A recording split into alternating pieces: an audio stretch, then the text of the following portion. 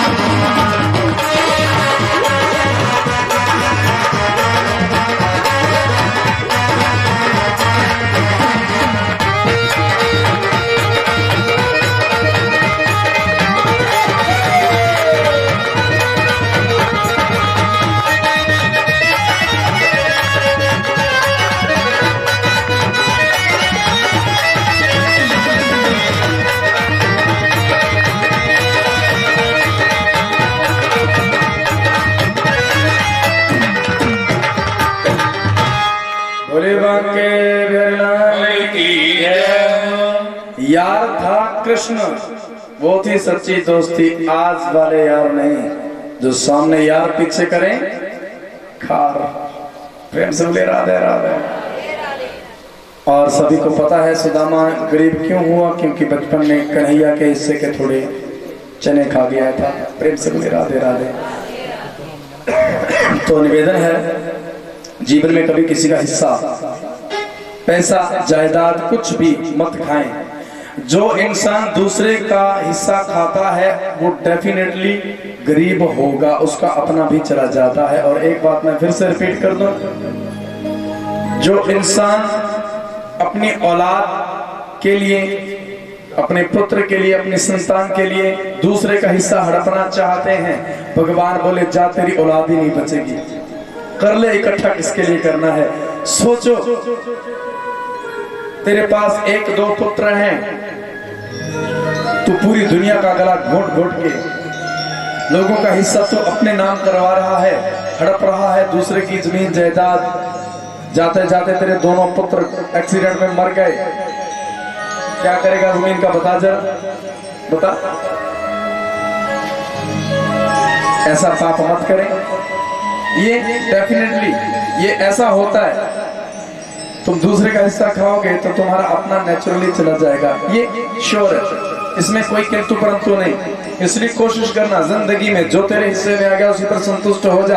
और एक बात याद रखो, जब हम बोलते हैं कि जो किस्मत में है वो कोई छीन नहीं सकता, तो तू तड़पता क्यों है, क्यों लड़ता है लोगों के साथ, क्यों लड़ता है अपने माँ बाप के साथ, क्यों लड़ता है भाई के साथ, बता मुझे। जो तेरे हिस्से में है वो तो तुझे मिल जाएगा ना, तो तुझे तकलीफ किस चीज की है। प्रेम से बोली राधे राधे। समय से पहले किस्मत से ज्यादा कुछ पाने की कोशिश करोगे तो विनाश होगा, बाकी कुछ नहीं। प्रेम से बोलिए राधे राधे। समय बीता, और भी बहुत प्रसंग है, लेकिन कथा बिल्कुल संक्षिप्त करते जाएंगे। कन्हैया ने अपने पुत्रों को, बच्चों को हमेशा समझाया, बच्चों बीच में अनिरुद्ध विवाह आदि प्रसंग आता है, तो सारा संक्षिप्त। प्रेम से बोलिए राधे राधे। तो बच्चों को समझाया, बच्चों कभी जीवन में किसी संत ब्राह्मण का अपमान मत करना। बोलिए बांके बिहारी लाल की जय हो। ट्राई करेंगे, इस बार नहीं कर सकते कुछ। प्रेम से बोले राधे राधे। जिंदगी में जिसकी भी हो सके तो शीश लो, दुर्शीश नहीं। कोई तुम्हें दुखी होके कुछ बोल दे, ऐसी स्थिति उत्पन्न मत करो। अगर किसी की इज्जत नहीं कर सकते तो बेइज्जती भी मत करो। अगर किसी की सेवा नहीं कर सकते तो उसे दुख भी मत दो। और सबसे पहली आखिरी बात बताए दें, जिसको विश्वास ना हो वो कागज पे आज लिखवा ले। जिंदा रहा, वो सिचुएशन सामने आ गई तो मिलके पूछ लेना, मर गए तो ऊपर मिल लेना, कागज साथ में लेके आ जाना। प्रेम से बोले राधे राधे। हाँ, जो माँ बाप को सताएगा वो डेफिनेटली, उसमें कोई शक नहीं है, वो सिर्फ अपने श्वास पूरे करेगा और अंत समय में उसके प्राण कैसे निकलेंगे, उसके शरीर को कीड़े खाएंगे डेफिनेटली। श्योर है, प्यार है ना। जो माँ बाप का दिल दुखाते हैं, बुजुर्गों को जो सताते हैं, लिख के दे सकता हूँ कागज के ऊपर, आज ही तुम्हारा भविष्य अगर तुम नहीं हटोगे, नहीं सुधरोगे तो निश्चित है। ज्ञान दिया लेकिन बच्चे नहीं माने। प्रेम से बोले राधे राधे। भगवान श्री कृष्ण ने लीला रची, अपने बच्चों को योग माया के वशीभूत कर दिया। योग माया से बोला, योग माया मेरे पुत्रों का दिमाग थोड़ा घुमा दे। लोग तर्क करते हैं कि भगवान के परिवार के सदस्य भी आपस में लड़के मर गए, तो वो ध्यान से सुने। आदेश किया योग माया को, दुनिया को ये दिखाना है कि यदि कोई बुजुर्ग का, ब्राह्मण का, संत का दिल दुखाए, फिर वो भगवान के परिवार का भी क्यों नहीं है। अब ये मतलब नहीं भगवान का पुत्र, वो चाहे भगवान का भक्त ही क्यों नहीं है, भगवान का सत्संग करने वाला क्यों नहीं है, वो नहीं बच सकता बाबा, नहीं बच सकता। तो क्या बताया, योग माया ने उनका दिमाग घुमा दिया और द्वारिका के समीप ही पिंडारक क्षेत्र है, जहां नारद आदि ऋषि रहते हैं, वहां पर तप करते हैं, तपस्या करते हैं। बड़े तेजस्वी ब्राह्मण है, ऋषि हैं। बच्चे गए और शाम को साड़ी पहना दी, पेट के ऊपर वो लोहे का उखड़ बोल लो या क्या बोलते हैं अपनी भाषा में उसे, बट्ठड़, हाँ बट्ठड़ी बोल लो, समझाना चाहिए। तसला बोल लो, बट्ठड़ बोल लो, उखड़ बोल लो, कुछ भी बोल लो, वो पेट के ऊपर बांधा, ऊपर से कपड़ा लपेट दिया, इतना लंबा घूंघट पहना दिया। प्रेम से बोले राधे राधे। अगर किसी माता ने सोना होना तो घूंघट निकाल लिया करो, मुझे नहीं पता चलता क्या हो रहा है। आसान तरीका, कथा में सोना हो ना, प्रेम से बोले राधे राधे। अब कथा में बीच में माताएं बैठी होती है, इतना लंबा घूंघट होता है।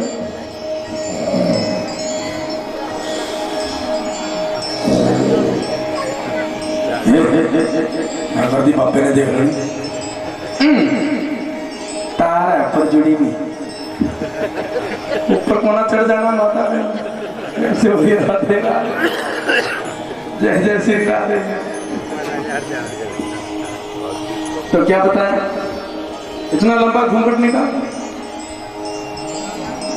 और ब्राह्मण के पास ले गए। बोले हाँ गुरुजी, पंडित जी, ऋषिवर और भगवान के जो बाकी बच्चे हैं, अनिरुद्ध आदि वसास हैं। बोले ये स्त्री है बेचारी, वो देखने में थोड़ा स्त्रियों जैसा उसका चेहरा है, शाम का वैसे भी।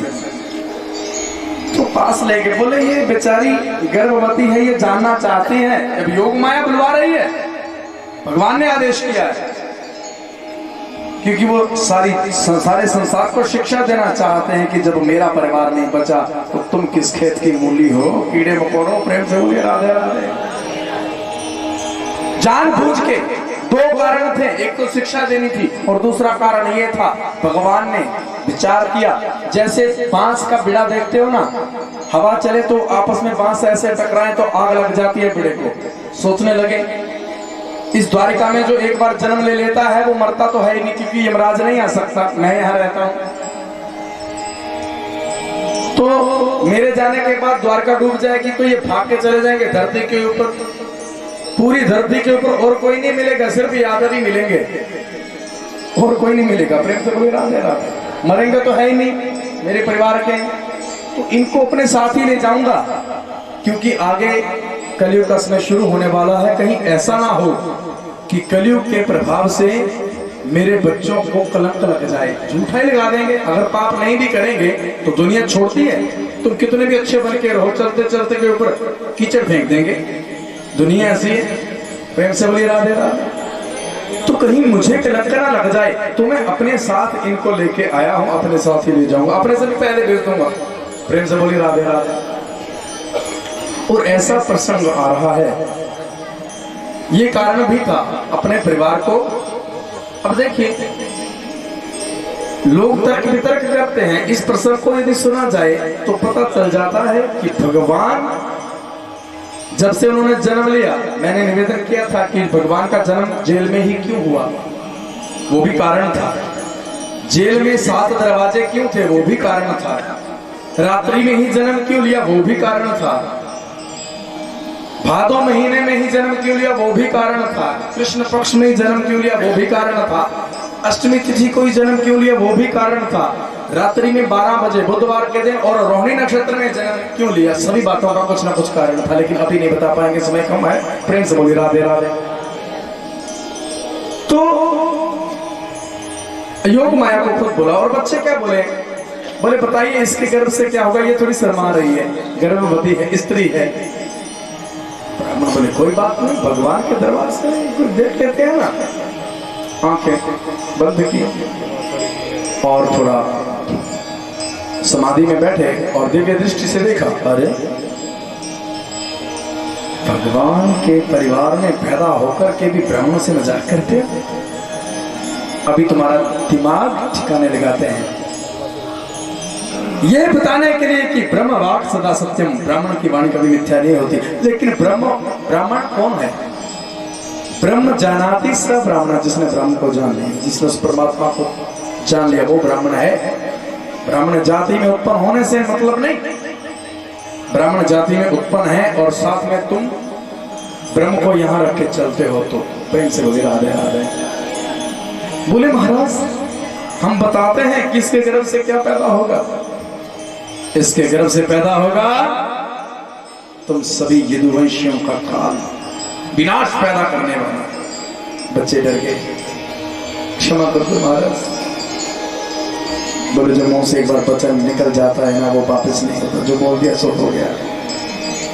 अब अपने पिता से पूछो, अगर कोई है उपाय बचने का तो कर लो, ये बात पीछे नहीं मुड़ सकती।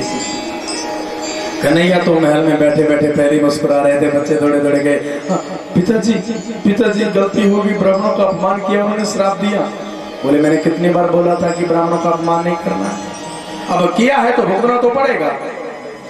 बोले ये बट्ठर लेके आए, उखड़ लेके आए, उन्होंने बोला इससे हमारा काल पैदा होगा। भगवान बोले काल पैदा होगा, काल तो हाँ ऐसे पैदा होगा। अच्छा बच्चे ऐसा करो, बचने की कोशिश कर लो। बोले कैसे? इस उखड़ को ले जाओ और क्या करो, समुद्र के किनारे आप यूं पत्थर के ऊपर घिसाओ, घिसा के खत्म कर दो। बच्चे गए, घिसाया, छोटे छोटे कण पानी में बहे, अंत में छोटा सा टुकड़ा बचा, उसको भी गिरा दिया समुद्र में। बोले अब ये हमारा क्या बिगाड़ेगा, ये जो छोटे छोटे कण थे उस उखड़ के, लोहे के, आज भी आप खड्डों में देख सकते हो या दरिया में होती है वो घास, उसके पत्ते तलवार जैसे तीखे और पैने होते हैं, वो घास उस समय पैदा हुई थी। प्रेम से बोले राधे राधे। क्योंकि समुद्र की लहरों ने उन कणों को फिर से किनारे पर लगा दिया, और वो जो छोटा सा लोहे का टुकड़ा था उसे एक मछली खा गई। वो मछली एक मछुआरे ने पकड़ी, वो मछुआरा मछली बेचने के लिए जैसे पहुंचा शहर में, उस मछली को एक भील ने, शिकारी ने खरीद लिया। प्रेम से बोले राधे राधे। बोलिए बांके बिहारी लाल की जय हो, जय जय श्री राधे श्याम।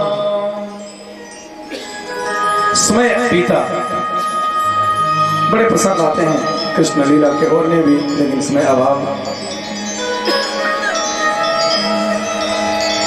अनंत लीला को किया मेरे नारायण ने, वो समय आ गया जब इस धरती को छोड़ के जाना है।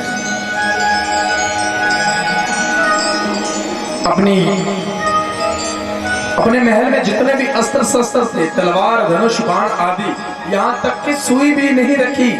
कन्हैया ने अपने द्वारिका में एक सुई तक नहीं रखी, सभी अस्त्र शस्त्र उठाए और समुद्र में गिरा दिए। क्योंकि ब्राह्मणों ने श्राप दिया है कि तुम्हारा काल इस उखड़ से पैदा होगा, तो काल वही बनना चाहिए।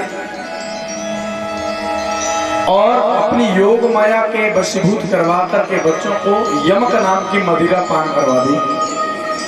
अब सारी जनता को देखिए, जाते जाते भी शिक्षा के बाद शिक्षा देते जा रहे हैं। समझने वाला ना समझे तो उसका कोई दोष नहीं। अपने ही परिवार को मदिरा पान करवा दी परमात्मा ने शिक्षा देने के लिए कि पृथ्वीवासियों शराब मत पीना, जहां शराब है, मदिरा है, वहां कला है, क्लेश है, जहां क्लेश है वहां झगड़ा है, जहां झगड़ा है वहां लड़ाई होगी, जहां लड़ाई होगी वहां मारपीट होगी, जहां मारपीट होगी वहां पर काल वास करता है। काल या तो कोई खुदकुशी कर लेगा, आत्महत्या कर लेता है, या आपस में लड़के एक दूसरे को मार देते हैं। प्रेम से बोले राधे राधे। शिक्षा दी, आपस में लड़ रहे हैं, लड़ते लड़ते समुद्र के किनारे पहुंच गए।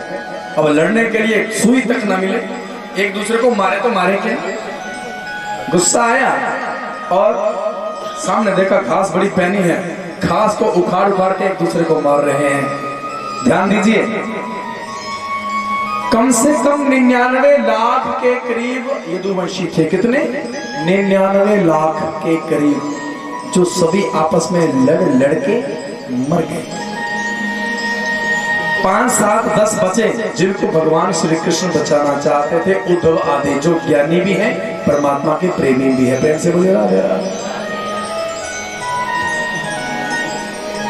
और दाऊ दादा ने देखा, कन्हैया ये क्या हो रहा है हमारे परिवार में। बोले वही जो होना चाहिए, आप भी चलिए चलते हैं, हमारा काम पूरा हो गया। दाऊ दादा गंगा नदी के किनारे बैठे, उत्तर दिशा की ओर मुंह किया और अपना शरीर त्याग दिया और शेष रूप बनाया। शरीर त्यागने का क्या मतलब? वो वही शरीर शेषनाग के रूप में परिणत हो गया और समुद्र में ही चले गए। प्रेम से बोले राधे राधे। कन्हैया ने देखा रानियां बच गई, वो घर में बैठी हैं, उनका क्या करूं? और अपने आप ही हजारों भीलों का रूप बनाया, अपने आप ही। जैसे बचपन में बछड़े और ग्वाले बन गए थे ना हजारों, वैसे ही हजारों भीलों का रूप बनाया, रंग बिरंगा रूप धारण करके अपनी ही रानियों को उठा के भाग रहे हैं। प्रेम से बोली राधे राधे। नहीं छोड़ूंगा। बोली छोड़ दे मुझे। अब कन्हैया बोले कैसे छोड़ दे, मेरी रानी हो, तुम्हें कोई और ले जाए, ऐसा थोड़ी हो सकता है। अपने आप अपनी रानी को उठा के भाग रहे हैं। अर्जुन का प्रसंग आपने सुना था पहले दिन। अर्जुन आया था, फेल हो गया, चिढ़ाने लगा रानियों को। प्रेम से बोले राधे। उद्धव को कलयुग के बारे में बताया, अभी इसमें कम है, फिर कभी मौका मिला तो। कलयुगी राजा कैसे होंगे, कलयुग में क्या क्या होगा, जो हम सभी अभी देख रहे हैं। प्रेम से बोली राधे। रिश्ते नातों की पहचान नहीं रहेगी। अपने स्वार्थ के लिए माँ अपने पुत्र को मरवा तक देगी। हो जाए बस, माँ बाप मरते हैं तो मर जाए, कोई टेंशन नहीं। ये कलयुग का रूप है, बहुत विस्तार से सुनाया। प्रेम से बोले राधे।